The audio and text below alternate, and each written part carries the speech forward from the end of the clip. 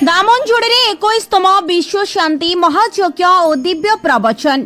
कोरापुट जिला शिल्पांचल दामनजोड़ी सेक्टर 1 स्थित यज्ञ मंडपरे 3 दिनात्मक विश्व शांति महायज्ञ एवं दिव्य प्रवचन कार्यक्रम चलिथिला।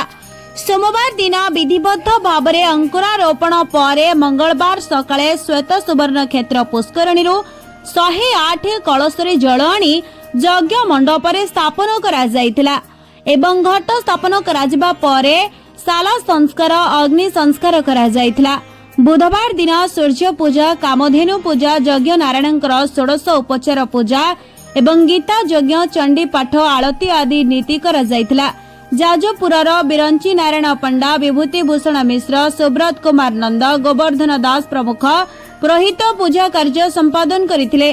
कर्ता भावरे महेश कुमार पाढ़ी एवं स्निग्धा पाढ़ी गौतम साहू शकुंतला अनाम चरण नायक निवेदिता एवं तंक सहित चंडी प्रसाद राव एवं ओके भवानी प्रमोद कुमार राउत सबिता प्रमुख 5 दंपति कर्ता भावरे दायित्व निर्वाह करिसेंती। अंतिम अर्थात 23 तारीख दिन सकाळु सूर्य पूजा कामधेनु पूजा यज्ञ नारायण 16 उपचार पूजा सर्वदेवादेवी को आहुति प्रदान कराजिबा सहित संध्यारे पूर्णाहुति प्रदान कराजिबा बोली कमिटी पक्षरु सूचना मिली। अन्य पक्षरे दिव्य प्रवचक जी रहिसेंती स्वामी सुधानंद सरस्वती कार्यक्रम में उपस्थित आबाल वृद्ध वनितांकु निजर दिव्य प्रवचन प्रदान करिसेंती।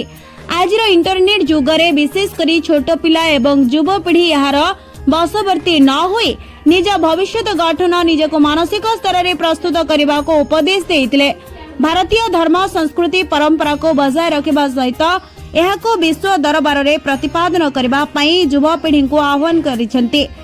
एवं स्वामीजी रही जे स्वामीजी स्वरचित विभिन्न आध्यात्मिक पुस्तक एवं फटोचित्र प्रदर्शन एवं प्रदर्शनी करा सहित विजय करा जायतिला।